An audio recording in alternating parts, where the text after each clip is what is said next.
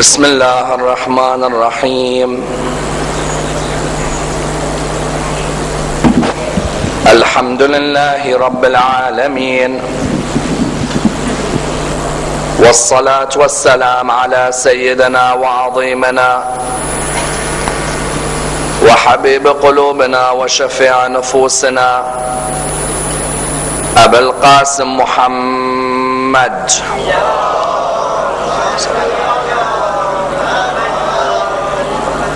وعلى أهل بيته الطيبين الطاهرين وأصحابه الغر الميامين.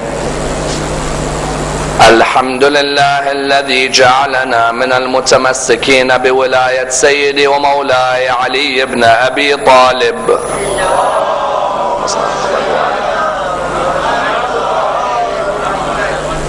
الحمد لله الذي هدانا لهذا وما كنا لنهتدي لولا أن هدانا الله. أما بعد، يقول الله في كتابه الكريم: بسم الله الرحمن الرحيم. قل لا أسألكم عليه أجرا إلا المودة في القربى. The first of our salawat in honor of Rasulullah Muhammad sallallahu alayhi wa alihi wa sallam.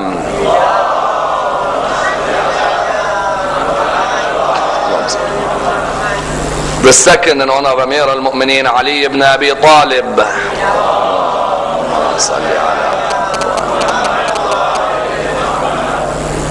The third with your loudest voices in honor of the Imam of our time, Imam Sahib al-Asr wal-Zaman.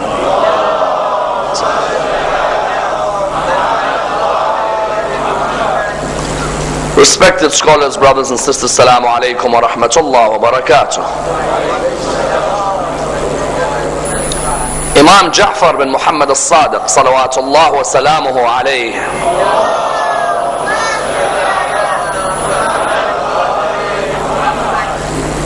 was born on the 17th of Rabi' al-Awwal in the 80th year after Hijrah, and died on the 25th of Shawwal in the 148th year after Hijrah. Regarded by many as the master of all jurisprudence and as the colossus in the world of Islamic law, and revered for his knowledge and his wisdom, his piety as well as his humility, he is seen as the master of all the teachers of Islamic knowledge. For when you look at many of the great scholars of Islamic history, many of them were students of Imam AlSadiq. And you find therefore that his life requires a thorough examination. For not only does his life affect each and every one of our lives, but affects the lives of virtually every Muslim in the world today. In the idea, from the one hand, for the Imamis today call their madhab or their school the Ja'fari school. And therefore the Ja'fari school is named after him. Does this mean that he is greater than the other Imams? No, it doesn't. Rather, it means that the flourishing of Islamic knowledge occurred and the crystallization was cemented in his time. Imam AlSadiq is like Imam al-Askari. Imam AlSadiq is like Imam al-Jawad. Imam AlSadiq is like Imam al-Hussein. Yet the difference in terms of their abilities with knowledge was that he had more freedom than anybody else to disseminate the knowledge. And that's why the school today is known as the Ja'fari school. Even further than this, other Muslims should also study Imam AlSadiq as well. Remember that Imam AlSadiq's mother, Farwa, is the daughter of Qasim, the son of Muhammad, the son of Abu Bakr. Therefore, even other schools in Islam should have a reverence for this personality in studying his life. Unfortunately, however, Imam AlSadiq has not been given the credit that he deserves. In many cases, from after the time he passed away until today, when people name this great jurisprudence in Islamic history, they end up naming the students of Imam AlSadiq and not the teacher himself. On many occasions, if you were to read books of fiqh today, you'll hear people saying this is the opinion of Abu Hanifa, This is the opinion of Malik ibn Anas. This is the opinion of Imam al-Shafi'i. This is the opinion of Imam Ahmad bin Hanbal. And unfortunately you hardly ever hear this is the opinion of Ja'far al-Sadiq. From the time he passed away until today, a disservice has been done to Imam al-Sadiq to the extent that the greatest of works on Imam al-Sadiq's knowledge have been written by non-Muslims and not by Muslims. If you were to look at Islamic texts, for example, Imam al-Bukhari in his famous Sahih al-Bukhari does not narrate a single tradition from Ja'far al-Sadiq. In over thousands of narrations within Sahih al-Bukhari, there is not a single narration from Ja'far al-Sadiq. You have narrations from Imran ibn Hussein, Imran ibn Hattan, Samara ibn Jundub, Marwan ibn al-Hakam. Not one narration from Ja'far al-Sadiq. Even further than that, when 20th century writers have written about jurisprudence, they come towards jurisprudence someone like Dr. Ahmed Amin. In his book Duha al-Islam, he writes about Abu Hanifa, he writes about Malik, he writes about Imam al-Shafi'i, he writes about Ahmad bin Hanbal. Then he says, and I hear that Ja'far al-Sadiq also had some legal opinions, but I've never seen any of them. Or even Ahmed Atiyah has a book called, the book which looks at the whole encyclopedia and dictionary of the religion of Islam, Al-Qamus al-Islami, and within that 420 pages on Imam al-Shafi'i and only 7 lines on Imam al-Sadiq.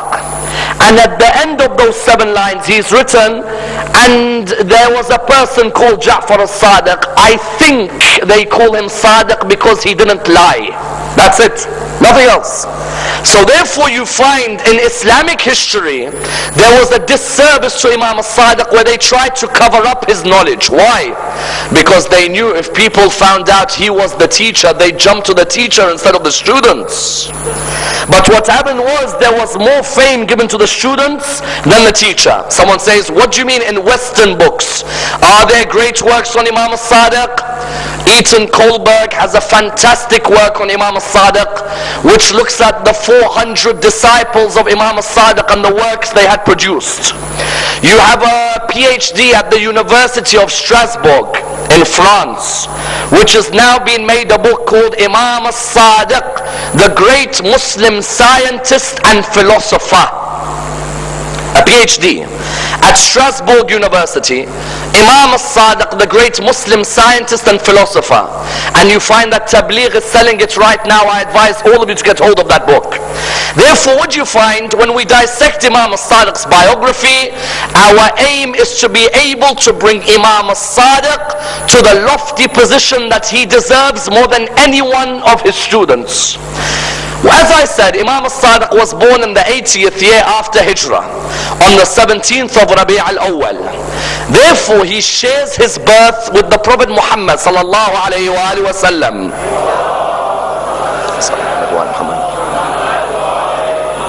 You find, unfortunately, when we come for the Wilada, the birth of Rasulullah, normally the lecture is only on the Prophet. I say unfortunately not because there is a problem with that. On the contrary, it's our honor to learn about Rasulullah and to remember Rasulullah and to honor Rasulullah. But at the same time, there should be a mention on that day for Imam al-Sadiq. I remember asking a group of students one day, did you celebrate the birth of the Prophet this year? All of them put their hands up and said yes. I said, did you celebrate the birth of Imam al-Sadiq? They said, no, unfortunately we weren't there at the event. It was on the same night. The problem is many people know that night Rasulullah's birth, but they forget Imam al-Sadiq. Imam al-Sadiq had the honor of being born on the same day as the Prophet, on the 17th of Rabi' al-Awwal in the 80th year after Hijrah. His love of knowledge and learning first began under his grandfather, our 4th Imam. Because Imam Zayn al-Abidin was the teacher of Imam al-Sadiq. For us, we know Imam al-Sadiq was 15 when Imam Zayn al-Abidin died. Imam al-Sadiq was how old? 15. When Imam Zayn al-Abidin passed away. Imam al-Sadiq's first 15 years studied under Imam Zayn al-Abidin. He saw Imam Zayn al-Abidin write as-Sahifa al-Sajjadiyah. he saw Imam Zayn al-Abidin write Risalat al-Huquq. And in Risalat al-Huquq, there was one chapter in Risalat al-Huquq which had a profound effect on Imam al-Sadiq's love of teaching. In Risalat al-Huquq, Imam Zayn al-Abidin writes about the right of your teacher. And I sincerely wish more of us, when we were younger, were taught this by our parents. When we go to school, some of us are some of the most mischievous children. Would you believe some of them become speakers later on? Some of us are some of the most mischievous children you'll find. We don't know about the rights of the teacher. Had we known about the rights of the teacher, we wouldn't have given a headache to our teacher like we did. Imam al-Sadiq in his youth, studying under Imam Zayn al-Abidin, read the rights of the teacher according to Imam Zayn al-Abidin. And I beg all of you, those of you who have students at schools in Africa, maybe one day photocopy a page and give it to the headmaster or headmistress and say to them, this is what our leaders said are the rights of you as a teacher. Imam Zayn al-Abidin in the rights of the teacher said, the first right of your teacher in Islam is what? The first right of your teacher in Islam is that you fix your eyes towards them when they are speaking. Then you purify your heart for them when they are teaching. Number 3, you never raise your voice above your teacher. Number 4, when your teacher is answering a question, do not interrupt them. Number 5, if anyone speaks ill about your teacher behind your teacher's back, you must defend your teacher. These are 5 fundamental points. Imam Zayn al-Abidin, what was he showing? He was showing the words of his grandfather Amir al-Mu'mineen, when Amir al-Mu'mineen said, whoever taught me 1 letter has become my master. 1 letter has become my master. You find Imam Zayn al-Abidin when he wrote Risalat al-Huquq, the right of the teacher, number 1, we fix our eyes towards them. Sometimes when our teachers are speaking, we're looking another way, we're speaking on our phones, or these days texting on the Blackberries and all of these things. You find people aren't paying any attention whatsoever to the teacher. Imam says, no. Our followers focus their eyes on their teachers, and they purify their heart towards their teacher. Learning, 30% is intellect, 70% is attitude. 30% of our learning is our intellect. 70% of our learning is our attitude. If we enter class and our heart doesn't want to listen to this teacher, we'll never learn. But when you purify your heart for your teacher, it makes a difference. Number 2. Number 3, never raise your voice above your teacher.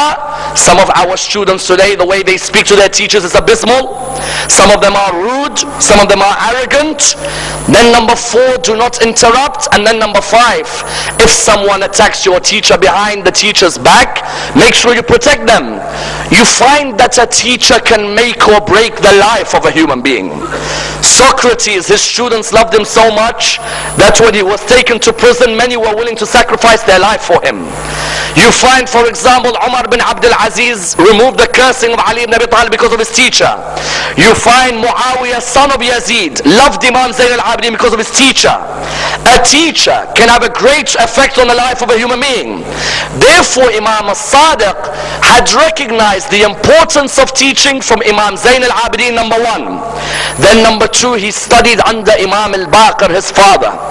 To the extent that Imam al-Sadiq would say, when I was 11 years of age, my father Imam al-Baqir taught me astronomy and philosophy. He taught me Greek ethics and theology. He taught me ethics and law. All of these subjects Imam al-Sadiq managed to study under Imam al-Baqir. Therefore, from a young age, Imam al-Sadiq had a love for learning. He had a love to earn his knowledge, to save his knowledge, to better himself with his knowledge, and then to be able to spread his knowledge. And you know what helped him spread his knowledge? There was a struggle for power in the Islamic Empire. When Imam al-Sadiq was born, which family was ruling the Islamic Empire? Bani Umayyah. Bani Umayyah were ruling the Islamic Empire when Imam al-Sadiq was born. It was impossible for Imam al-Sadiq to teach, because Bani Umayyah would no way have allowed any of the sons of Fatima al-Zahra to be able to spread their knowledge that far. Imam al-Baqir was lucky that Umar bin Abdul Aziz was alive. Otherwise, Imam al-Baqir would never been able to spread his knowledge that far. Bani Umayyah people were getting sick and tired of their hypocrisy. Because the people were looking at them and thinking, hold on a minute, you people are meant to be the representatives of God on earth, yet you're hypocrites. You tell us about religion while you don't practice any religion. For example, they saw some of these Umayyad caliphs living a life which was the most un-Islamic. You find, for example, Walid bin Abdul Malik had a girl who was his girlfriend. We will call her Islamically his wife for the sake of public preaching. This girl was around him all the time. One day him and her had drunk so much that he said to her, do you ever want to lead prayers in your life? She said to him, what do you mean? He said, I want you to lead prayers. She said, but I am a woman. Forget that I'm drunk. Drunk isn't a problem. But I am a woman. He said, doesn't matter. You as a woman, go and lead these men and watch them. None of them can say anything against us. You lead, and I don't care how drunk you are. Lead them in prayer and watch what will happen. And imagine, she came and led them in salah while she was drunk. You found Yazid, the second Yazid of Bani Umayyah, decides one day to get the builders to build a swimming pool for him in his house. He's got a palace, he wants a swimming pool. So he says to them, I don't want water in the pool, I want alcohol. Put as much alcohol as you can, so that when I jump in, what will I have come into my mouth? Alcohol. Instead of having to drink it from a glass, I'll have it straight into my mouth. You found the people were getting frustrated in the time of Imam AlSadiq that this family is ruling the Islamic empire, but all their actions are the actions of hypocrites. Then on top of that, Bani Umayyah killed Imam AlSadiq's uncle Zayd. In Yemen, our Zaydi brothers, in Yemen there's about 9 million of them. They follow all the Imams, Imam Amir al-Mu'minin, Imam al-Hassan, Imam al-Hussein, Imam Zayn al-Abidin. Then they follow Zayd, the son of Imam Zayn al-Abidin, the brother of Imam al-Baqir. Zayd saw that Bani Umayyah's hypocrisy was rising. So what did Zayd decide to do? Zayd decided to go to the Caliph of Bani Umayyah, Hisham bin Abdul Malik. He went to his palace and he said that, listen, O people, I know that there are stories about Bani Umayyah. Let me go and see for myself. He went to Hisham bin Abdul Malik's palace. He entered upon the palace. When he entered, Hisham bin Abdul Malik had a Christian poet next to him called Akhtal or Al-Akhtal. This Christian poet was sitting down. Zayd was sitting down. He wanted to speak to Hisham bin Abdul Malik. He heard the Christian poet curse Rasulullah. He was cursing Rasulullah. Zayd stood up and he said, how dare you curse my grandfather, and you claim to be the Khalifa and you allow this Christian poet to curse Rasulullah? Hisham bin Abdul Malik said, name yourself. He said, I am Zayd, son of Zayn al-Abidin. He said, you're the son of that slave girl from Sind, aren't you? He said to him, what's the embarrassment? He said, Zayn al-Abidin could not find a mother for you except a slave. So Zayd looked at him and he said, there was a prophet of God called Ismail and his mother was a slave called Hajar. What's the shame? Hisham bin Abdul Malik said to him, get out of here, otherwise we will finish you off and finish all those who support you. Zayd said, I will never allow a man like this to rule while I'm alive. No way. Zayd caused a revolt which was the beginning of the downfall of Bani Umayyah. Bani Umayyah ruled Islam for 89 years. The beginning of their downfall was Zayd. Zayd led an army. They shook Bani Umayyah, an army which was led by Bani Umayyah's chief Yusuf al-Thaqafi, the father of Hajjaj. They killed Zayd and they hung his body on a tree nude for 4 years. Then they burnt his body and they allowed the ashes to be thrown into the rivers of Iraq.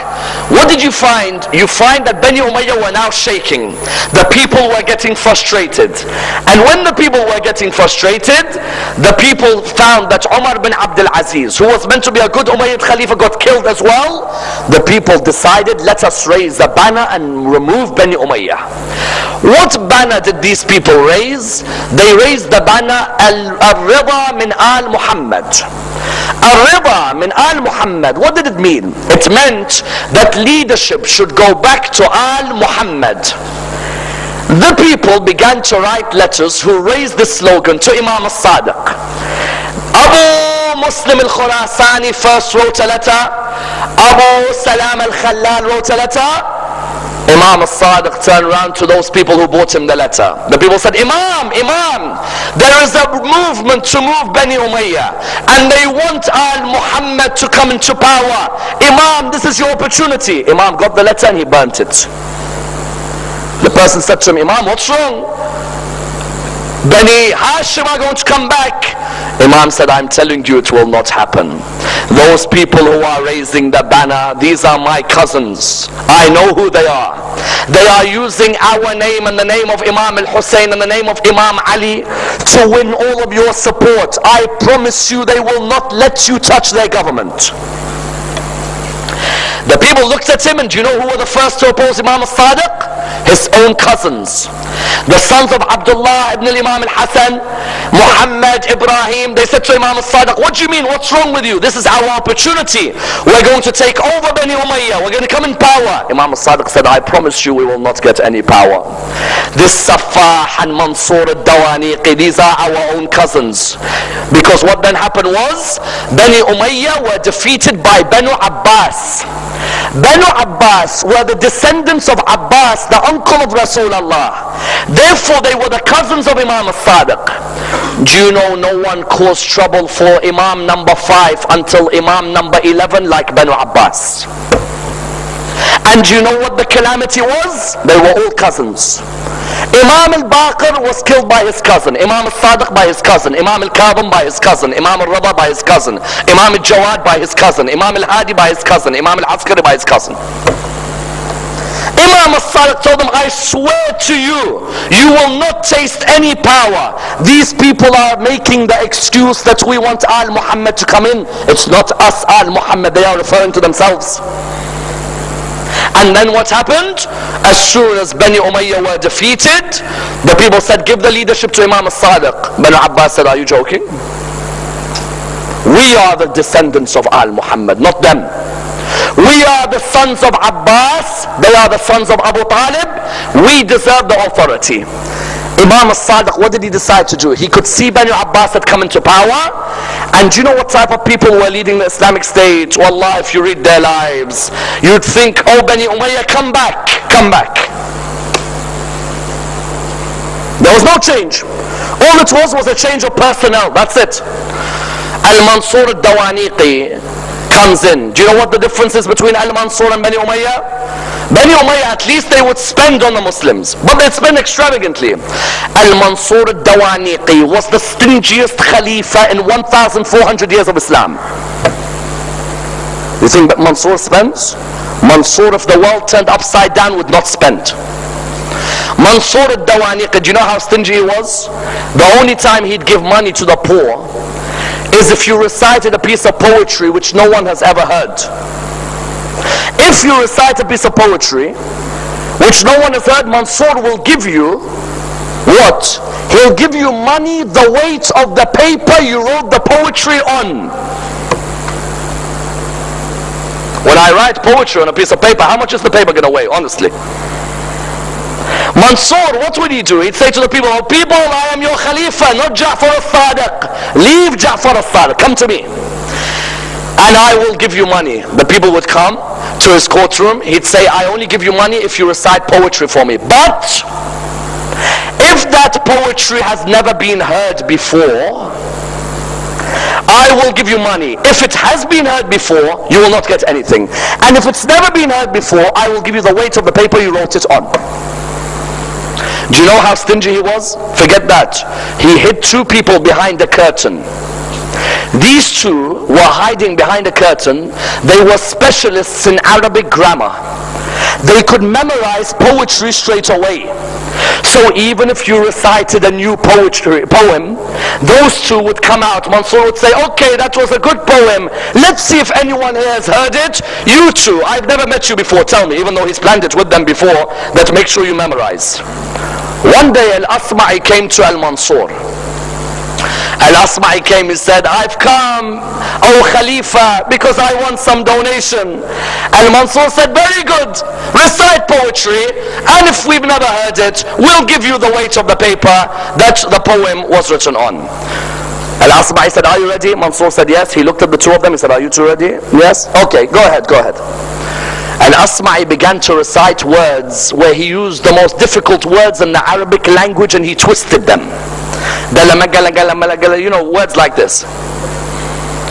Mansur's looking at him thinking, I've never ever heard a human being say words like this. What's going on? So he looked at the two of them and the two of them were like. So Mansur said, very well, you've done well. Give me the paper you wrote it on. He said, I didn't write it on a piece of paper. He said, then what? He said, I wrote it on that big black rock over there. That day Mansur never slept, by the way. Because that big black rock, if you weighed it, Mansur nearly lost his whole khilafah that night. Imam al-Sadiq saw this Mansur. Imam al-Sadiq could see Mansur had to establish his position. Imam al-Sadiq thought, let me not get in a slanging match with him. Let me focus on teaching the school of Ahl al-Bayt to the people. Al-Mansur at the beginning was not happy that Imam al-Sadiq teaches. It wasn't easy for Mansur. Mansur was one day sitting in his royal box in Hajj. He wanted to get to Hajar al-Aswad. He couldn't get there. The Baramaki family were on one side, Al-Rabi' was on the other. Al-Mansur wanted to get to Hajar al-Aswad. He didn't get there. He saw someone walk towards Hajar al-Aswad. Subhanallah, Subhanallah. Hajar al-Aswad has a love for Ahl al-Bayt. Honestly. That when they walk towards Hajar al-Aswad, it opens for them. You find Al-Mansur turned around to the person next to him. He said, who's that who's walking there?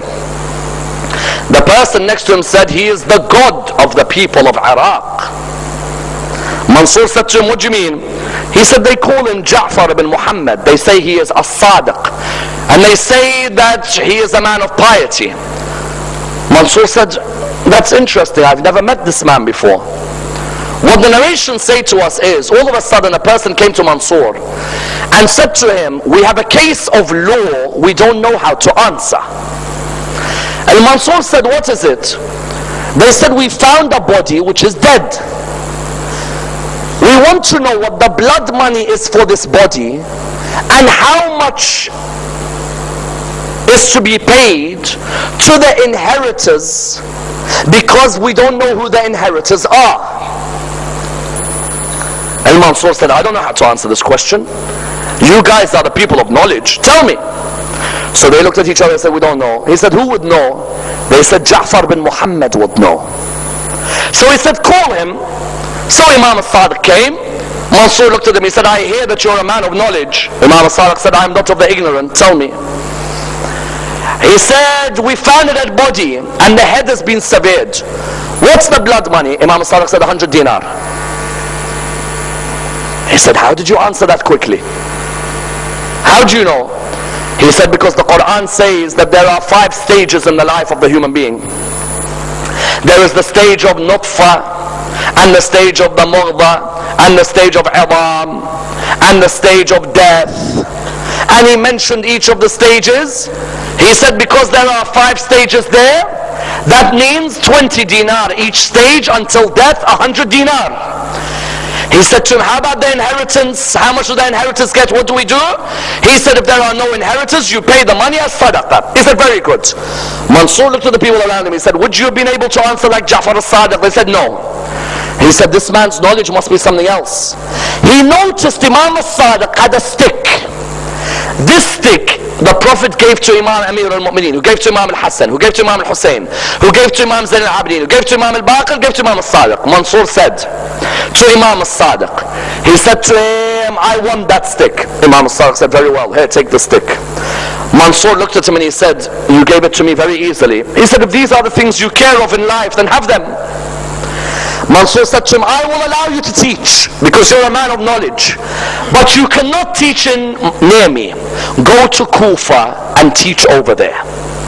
That was the biggest mistake Mansur did, because when he allowed Imam al-Sadiq to move to Kufa, how many of you have been to Masjid al-Kufa?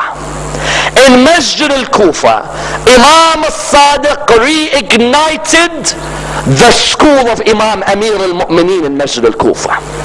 Imam Amir al-Mu'mineen used to teach in Masjid al-Kufa for many years. No one had taught there. Imam al-Sadiq went to begin his classes. Do you know how many circles, halaqat? Do you know how many circles of classes were in Masjid al-Kufa when Imam al-Sadiq was there? 900 circles of classes. And each teacher would say, I heard from Ja'far ibn Muhammad. I heard from Ja'far ibn Muhammad. Do you know what the first thing he did as a teacher? Before he taught, first he practiced what he preached. You can teach, but if you don't practice what you preach, no one will listen to you. Imam al-Sadiq on the Monday, he would say, love for others what you would love for yourself. On the Tuesday, he would say, oppose the oppressor and support the oppressed. On the Wednesday, he would say, we the Ahlul Bayt do not take back that which we have given. On the Thursday, he would enter the mosque, and there would be a man in that mosque. Mu'alla bin Khunais narrates, I saw a man in that mosque. The narration says that that man had 1,000 gold coins next to him. When he finished his salah, he looked around. There were no more gold coins. He got angry. Where's my gold coins? There was no one in the mosque except Imam al-Sadiq had just walked in. When Imam al-Sadiq walked in, that man looked at him and he said, you're the one who took my gold coins. Imam al-Sadiq looked at him and he said, I promise you, my brother, it is not me. It must have been someone else. He said, no, it is you. The coins were here. You're the only one in this mosque. Imam al-Sadiq said, brother, I'm telling you it's not me. But if you need those gold coins urgently, I will arrange for them to be given to you. Imam al-Sadiq the day before had said, we the Ahlul Bayt do not take back that which we have given away. When Imam al-Sadiq turned to someone, he said, can you get me 1,000 gold coins? The person said yes. He bought 1,000 gold coins, he gave it to the person. The man said, thank you, now leave me. You people steal from Muslims. He walked out of the mosque. As he walked out, he saw a bag with his 1,000 gold coins on the door of the mosque. He came running back to the Imam, and as he was running back, he asked someone, who's that man? They said to him, Ja'far ibn Muhammad. He said, which Ja'far ibn Muhammad? Because there were two at the time. He said, Ja'far ibn Muhammad al-Sadiq? He said, yes. He came to Imam al-Sadiq, he said, I beg you forgive me. I did not know it was you, and I was wrong to accuse you, and now I found my bag at the door of the mosque. Here is your 1,000 gold coins. Imam said, us the Ahlul Bayt do not take back that which we gave away. The aspect was what? The first aspect of him as a teacher, before we discuss his students, the first aspect was he practiced that which he preached. Today we have teachers who tell the community remain united, whereas they are the cause of disunity. Today we have teachers who tell people do not abuse other Muslims, whereas they are the cause of abuse. Imam al-Sadiq's success first, before you discuss his students, was that he practiced what he preached. Now let's look at those students in Islamic history who studied under him. The most famous student of Imam al-Sadiq, and the first of them, was the famous student by the name of An-Nu'man ibn Thabit, most famously called Abu Hanifa. 31% of the Muslim world follow Abu Hanifa in fiqh. If you go to India or Pakistan and you ask them, who is your teacher in fiqh? They say, our teacher, our master is Abu Hanifa. Ask them, do you know who Abu Hanifa's teacher is? Many of them will say, we do not know. Tell them it's Imam Ja'far al-Sadiq.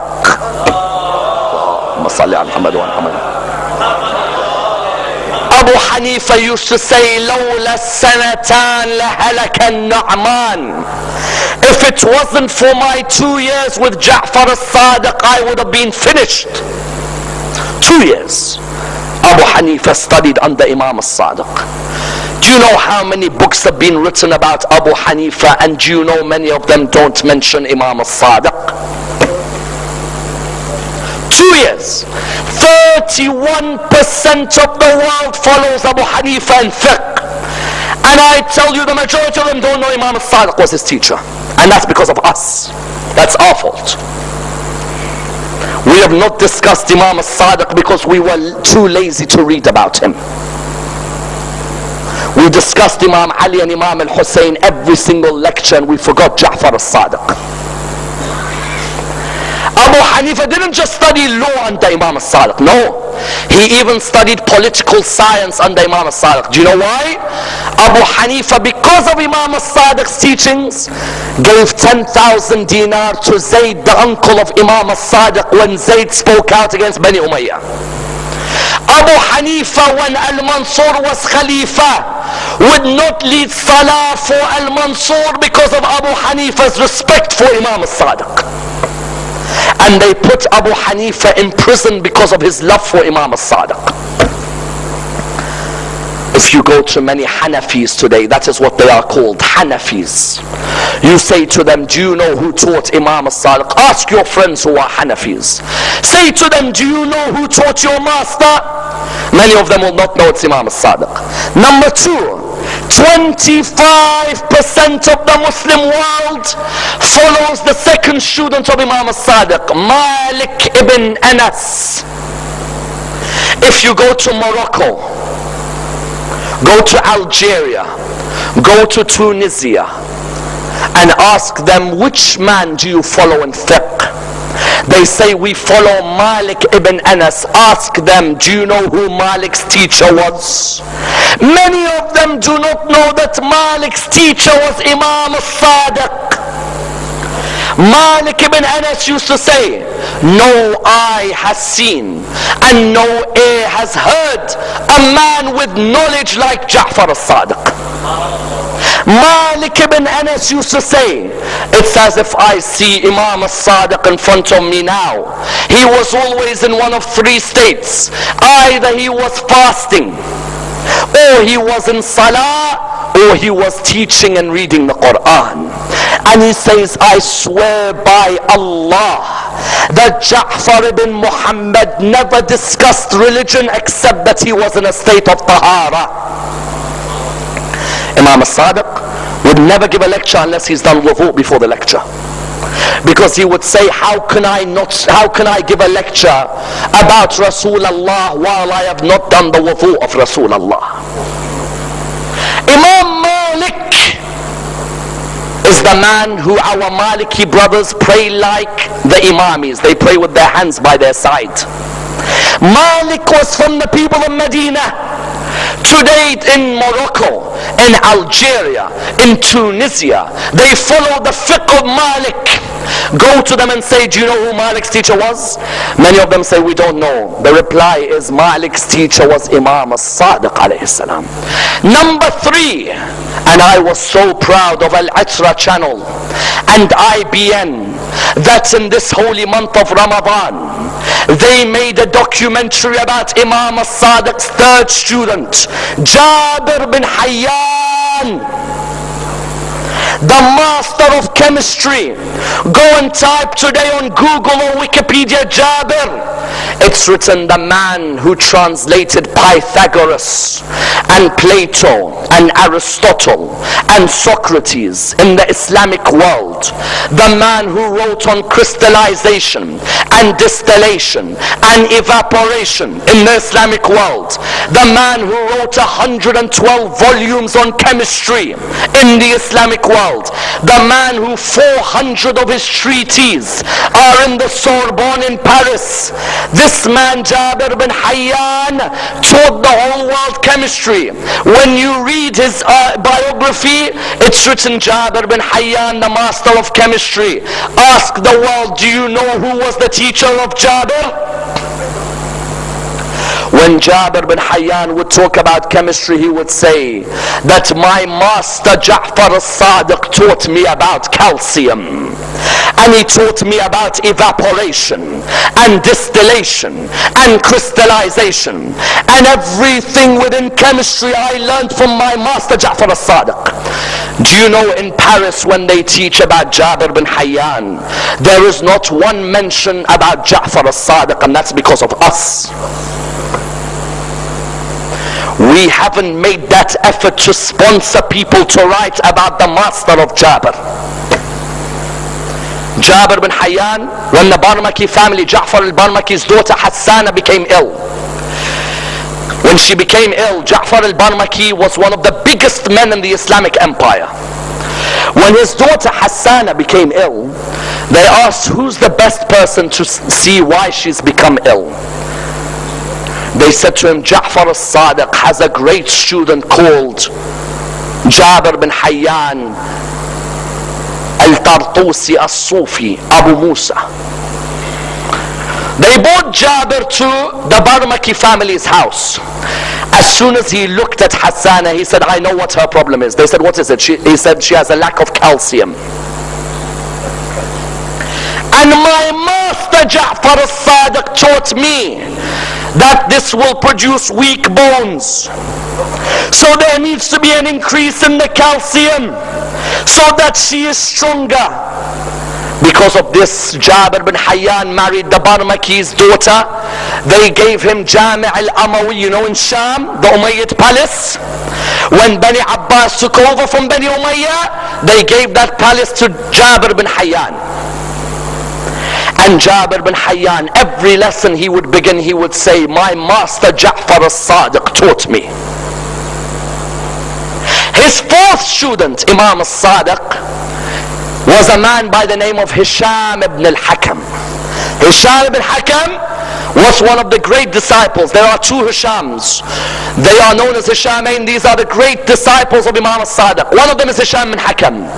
This Hisham bin Hakam learned how to debate atheists, people who didn't believe in God, through Imam AlSadiq. Do you know what Hisham bin Hakam would say? He'd say, whenever an atheist would debate me, I'd go and ask Imam AlSadiq. Imam AlSadiq would give me an answer. I'd tell the atheist would become Muslim.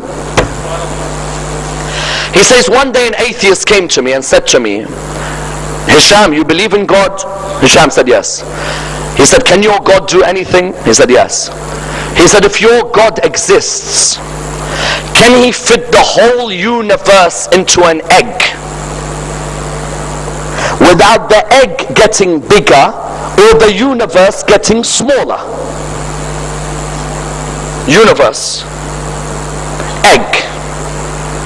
If God exists, can he fit the whole universe into an egg without the egg getting bigger and the universe getting smaller? Hisham went to Imam AlSadiq. Imam looked at him. He said, Hisham, what's the issue? He said, Imam, I've got a question. I can't answer it. If I say God can, the person's not going to be convinced. Imam said, Hisham, you look like you've traveled. Go and take a rest and come back to me tomorrow. He came back. He said, Hisham, what's your question? He said, an atheist asked me, if God exists, can he fit the whole universe into an egg without the egg getting bigger or the universe getting smaller? Imam AlSadiq said, Hisham, do me a favor, go up to the top of our building, have a look at everything and come back. Hisham went to the top of the building, he looked around, he came back. Imam said, Hisham, how many senses do you have as a human? He said, 5. He said, name them. He said, I can see and I can touch and I can taste and I can smell and I can hear. He said, what's the smallest sense you have, Hisham? He said, the smallest sense I have is my eyes, are my eyes. He said, Hisham, what do you see with your eyes? What did you see when you were on top of the building? He said, I saw trees and I saw humans and I saw buildings. He said, if Allah can fit all of those into your eyes, then why can he not fit the universe into an egg?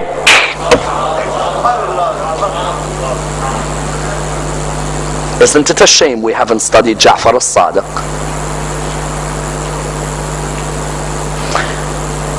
If you go to New York and you see all those skyscrapers, have you ever wondered how Allah fits that whole building into an eye? If my Lord can fit all of that into an eye, then you think my Lord can't fit the universe into an egg? Hisham on another day came to the Imam. He said, there's this atheist who wants to see me. And look at the tolerance of the Imam. The Imam didn't say, this person doesn't believe in God, don't bring him near us, like some of the Muslims today. Imam said, let him ask. The atheist came. Imam said, ask your question. He said, Ja'far? He said, yes. He said, show me God. Imam said, simple, look at the sun. He looked at the sun and he looked at the sun and he turned his eyes. Imam said, what's wrong? He said, the rays of the light of the sun are blinding me. Imam said, if you can't bear to see the created, how do you expect to see the creator? What a line. What a line. And I don't know how they put people on the level of Imam AlSadiq. Do you know or no? And that's why a person should be proud. Imam AlSadiq is what his school is named after. Ja'fari. Pride. Another one came to him and said, I can be like your God. Do you know what's so beautiful? Banu Abbas are trying to stabilize their power. Imam AlSadiq is controlling them from underneath. I can be like your God. Imam AlSadiq said, what do you mean? He said, you say your God creates? Yes. I can create as well. So Imam AlSadiq said, how? He said, give me some mud and some compost. Give me the right environment and the right temperature. I'll let worms be created. Imam AlSadiq said, go ahead, do it. So the person went and got the mud and got the compost and and the worms were moving. Imam AlSadiq said, so what do you think now? He said, I am God. You know, these Imams of Ahlul Bayt had to deal with some real characters, wallah. I am God. Imam said, you are God? He said, yes. He said, and these are your creation? He said, yes, they're my creation. He said, very well. So these worms are all your creation? He said, yes, they're my creation. Imam said, let me ask you 3 questions about them, because you know them so well. He said, go ahead. He said, what is the gender of your creation? Which ones are male and female? A worm is not an easy animal to find things like that out. I'm sure you agree. So the person looking at them is like, I don't know. He said, okay, don't worry. What's the weight of each of your worms? Give me the weight, exact weight. I don't know. He said, okay, your worms are going one way. You as their God, order them to go another. He said to me, I can't. He said, I have never seen a God who doesn't know the weight of his creation and doesn't know the gender of his creation and can't order his creation to go the opposite direction. The person came towards Islam straight away and said, I believe in your God, I'm never God. Another student of Imam AlSadiq, Sufyan al-Thawri. Our Sufi brothers say there were 8 great Sufis. One of them is Sufyan. If you go and study Sufism, there are 2 things about Sufism. Number 1, you'll always find the Sufis going back to the Imams of Ahlul Bayt. Number 2, Sufyan al-Thawri, many Sufis love him. They say he's so spiritual. Ask them, do you know who his teacher was? Many will say, we don't know. Sufyan al-Thawri studied under Imam AlSadiq alayhi salam. Sufyan al-Thawri used to say, do you know where I got my spirituality from? He says, I got my spirituality from Ja'far ibn Muhammad. He said, Wallah, I remember one day I was in his house and he came and sat near me and he began to cry. I said to him, oh Imam, why are you crying? He said, something happened to me yesterday I have not recovered from. He said, what is it? He said, I had guests in my house and I asked one of the maids to bring the food. She, in bringing the food, she bought it with her baby and the hot soup dropped on the baby and the baby passed away. He said, Imam, why are you crying? He said, I cannot believe that I, as a master in my house, brought fear into one of my workers. That my worker had to rush because of me. What type of master am I that I made my workers fear me? I am saddened on the fact that I made my worker rush and because of that her child passed away. He said, Wallah, I couldn't believe the humility of this man. This man with all this knowledge, yet he couldn't sleep because of how much he was crying because of this incident. Sufyan al-Thawri. Therefore you found all of these students from the famous schools of Islam, all of them had studied under Imam AlSadiq. Yet, was Imam AlSadiq just a teacher in the classroom? No, he wasn't. Even in his manners and his discipline, you would find he would be a teacher to Islam outside of the classroom as well. You think Imam AlSadiq stayed quiet when he saw what Al-Mansur was doing in the Islamic State? Imam AlSadiq would speak out against Mansur. One day Imam AlSadiq is next to Mansur, and Imam AlSadiq, Mansur asks him, because there was a fly, and Imam AlSadiq saw the fly irritating Mansur. Mansur tried to move it, and he tried to move it, and he tried to move it, and then he asked Imam AlSadiq, he said, Ja'far ibn Muhammad, why did God create flies? He said, Allah created flies so they can humiliate the oppressors. Imam could have stayed quiet, but no. This man is an oppressor, and when there is oppression, there is a need to stand up against the oppression. Imam spoke out against him. You found further than this, Imam AlSadiq, some of his own cousins were giving him trouble at the end of his life. He was spreading knowledge. His cousins would come up to him, they'd cause trouble for him. And you found that even some of his own Shia would come up to him, and they'd say to him, oh Ja'far ibn Muhammad, you can see these Abbasids are oppressing the people. Why don't you speak out? We are with you. We'll fight them. He said, you really expect me to fight them? He said to the person, I don't have enough loyal Shia to fight these people. The person said, Imam, I am here for you and there are the Shia. Imam said, are you willing to do anything for me? Are you willing or no? The person said, yes, Imam, I am ready to do anything for you. He said, you see that oven? The oven where they make the bread? Open it and go and sit inside it. You claim to be a Shia of an Imam. That means you will submit unconditionally. Open the oven and go and sit inside it. The person looked at him and said, Imam, come on. Harun Makki was walking past. Imam looked at Harun. He said, Harun? Harun said, yes, my master. He said, do you see the clay oven? He said, yes. He said, go and sit inside it. Harun Makki said, I will. He went, opened the oven, sat inside. Imam looked at this person was stunned. He didn't know what was happening. He's thinking, Harun's getting burnt in there. Imam said, Harun, come out of the oven. Harun came out and walked away. Imam said to the person, did you see what happened? He said, tell me. He said, Harun Makki did not know that there was no fire in that oven.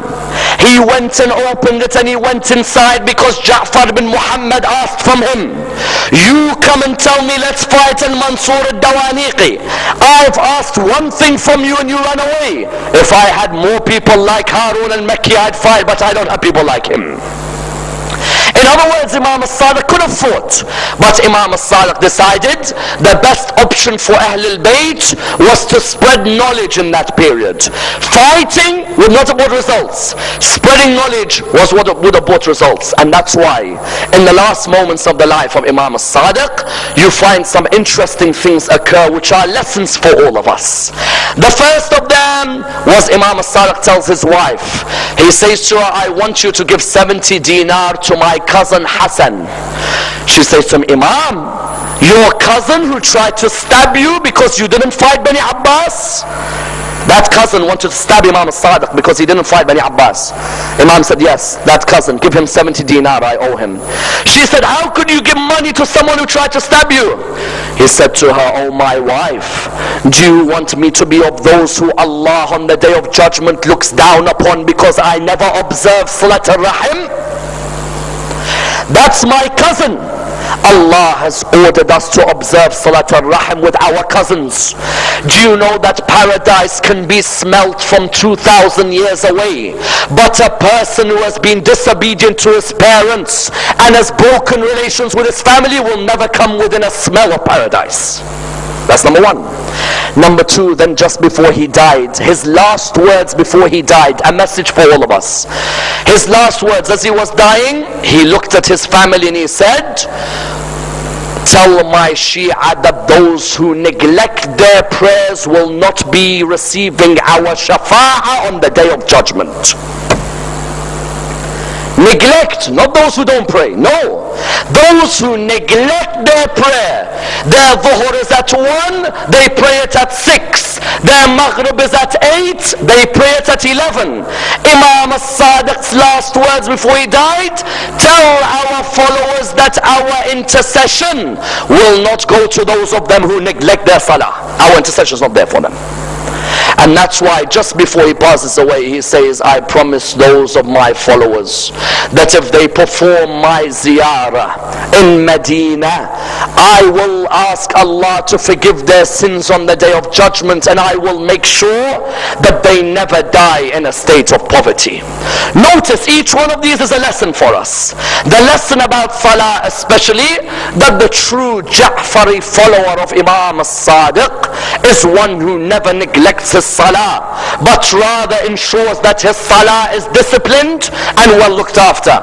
And that's why the Imam would say, please, O my followers, be truthful and trustworthy, and do not go against your promises, because when you do that, people will say that is a true Ja'fari follower of Ja'far AlSadiq. But if you do things which embarrass us, then people will say, look at Ja'far AlSadiq, he did not know how to bring up his followers. It is vital for us when we call ourselves Ja'fari that we honor the true message of Imam AlSadiq alayhi salam. We pray to Allah subhanahu wa ta'ala to raise us with Imam AlSadiq and to allow us to be amongst those who receive his intercession in this world and the hereafter. Allow his legacy to be spread far and wide. Inshallah, tomorrow we will continue with the biography of Imam Musa ibn Ja'far al-Kadhim. We pray to Allah subhanahu wa ta'ala with the Surah Al-Fatiha, but before it the loudest of your salawat.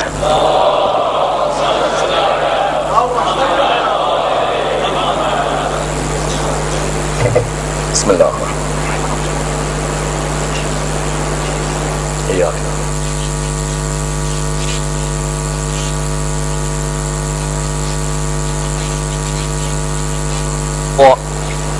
There is a request for Ammar Yujib al-Muhtar, for those who are ill with us in the community and those around the Islamic world. Bismillah ar-Rahman ar-Rahim. Ammar Yujib al-Muhtar إذا دعاه ويكشف السوء. أمن يجيب المضطر إذا دعاه ويكشف السوء. أمن يجيب المضطر إذا دعاه ويكشف السوء.